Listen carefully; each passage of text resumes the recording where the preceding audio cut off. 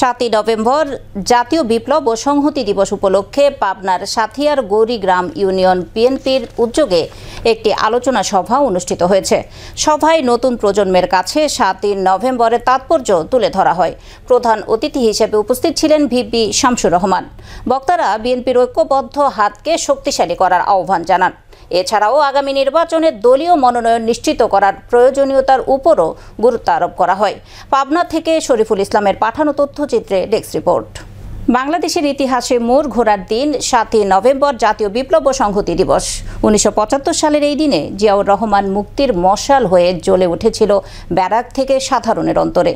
ঘটনাবহুল রাজনৈতিক রক্তাক্ত উত্থান পতনের মধ্যে 1975 সালের এই দিনে তৎকালীন সেনাপ্রধান জিয়াউর রহমান বন্দি দশা থেকে মুক্ত হন। বিএনপির মতে এই দিন আধিপত্যবাদী শক্তির ষড়যন্ত্র প্রতিহত করে সিপাহী জনতার স্বাধীনতার সার্বভৌমত্ব রক্ষা করেছিলেন। এরপর থেকেই এই দিনটিকে পালন করে আসছে বিএনপি সহ আপামর জনতা।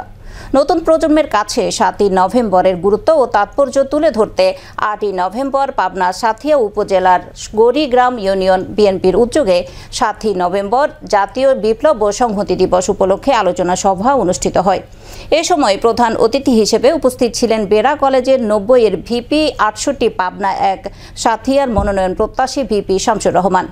বিশেষ অতিথি হিসেবে উপস্থিত ছিলেন সাথিয়া উপজেলা বিএনপির সাবেক সিনিয়র সহসভাপতি কাজী রফিকুল ইসলাম, সাথিয়া উপজেলা বিএনপির সাবেক সহসভাপতি ফজলুল বারী শান্তু, সাথিয়া উপজেলার বিএনপির সাবেক যুগ্ম সাধারণ সম্পাদক ফজলুল হক সহ বিভিন্ন ওয়ার্ড ও ইউনিয়ন থেকে আগত বিভিন্ন পর্যায়ের নেতাকর্মীরা।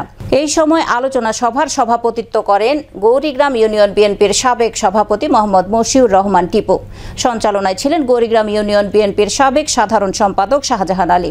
এ সময় বক্তারা 7 নভেম্বরের জাতীয় বিপ্লব ও সংহতি দিবসের তাৎপর্য আলোচনা সহ আগামী ত্রয়োদশ জাতীয় সংসদ নির্বাচনে 68 পাবনা 1 সাথিয়া নির্বাচনী এলাকায় বিএনপির হাতকে শক্তিশালী ও সুসংগঠিত করার লক্ষ্যে ভিপি শামসুলের বিকল্প নেই। তাই বিএনপির ঊর্ধ্বতন নেতাকর্মীদের প্রতি দৃষ্টি আকর্ষণ রেখে বক্তারা আরও বলেন, শামসুর রহমানকে বিএনপির মনোনয়ন নিশ্চিত করে সাথিয়ার উন্নয়নের ধারা অব্যাহত রাখার আহ্বান জানান। যখন জাতি দিশেহারা বাংলাদেশের মাটিতে কোন নেতৃবৃন্দ ছিল না, তখন আপনাদের প্রিয় নেতা শহীদ রাষ্ট্রপতি জিয়াউর রহমান কালুরার নেতার কেন্দ্র থেকে স্বাধীনতার ঘোষণা দিয়েছিলেন। সংগ্রামী সাথী বন্ধুরা আমার, তাই মনে করি বাংলাদেশ জাতীয়তাবাদী দল বিএনপির সৃষ্টি হয়েছে জাতির ক্রান্তি লগ্নে। আমরা দেখেছি 74 সালের দুর্ভিক্ষ, আমরা দেখি নাই,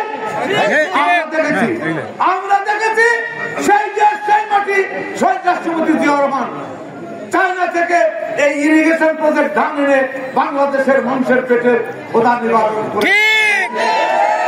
সংগ্রামী সাথী বন্ধুরা, আমরা দেখেছি শহীদ রাষ্ট্রপতি জিয়াউর রহমান বাংলাদেশের সংবিধানে বিসমিল্লাহির রহমানির রহিম প্রতিষ্ঠিত করেছেন।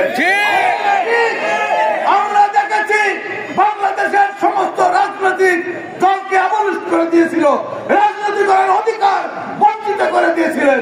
শহীদ রাষ্ট্রপতি জিয়াউর রহমান ক্ষমতায় এসে বাংলাদেশে জামাত সহ সকল রাজনৈতিক দলকে রাজনীতি করার অধিকার দিয়েছে। সংগ্রামী সাথী বন্ধুরা আমার, আমি বেশি কথা বলবো না। সিপাহী জনতার মধ্যে সিপাহী জনতা বিপ্লবের মধ্য দিয়ে শহীদ রাষ্ট্রপতি জিয়াউর রহমানকে ক্ষমতায় এনেছিলেন। কাজ করেন, কাজের মূল্যায়ন হবে। উনি 4টে দফা দিয়েছেন।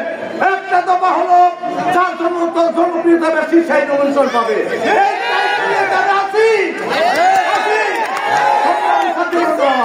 উনি বলেছেন যে কেস কামারি বেশি খেয়েছে তাকে নোবেল দেওয়া হবে। এই ব্যাপারে এই কার্য নিয়ে কাজে আসছি। সংগ্রামী সাথী বন্ধুরা আমার, উনি বলেছেন যারা বিগত 15 বছরে আওয়ামী লীগের বিরুদ্ধে লড়াই সংগ্রাম করেছে, যারা লড়াই সংগ্রাম করেছে 15 বছরে এই ফ্যাসিস্ট সরকারের বিরুদ্ধে, যারা এই আন্দোলন করতে গিয়ে আমি আমার বাড়ি ভেঙেছে পুলিশ, তা অন্তত পক্ষে আমি কখনো কোনোদিন ছাড়ি নাই।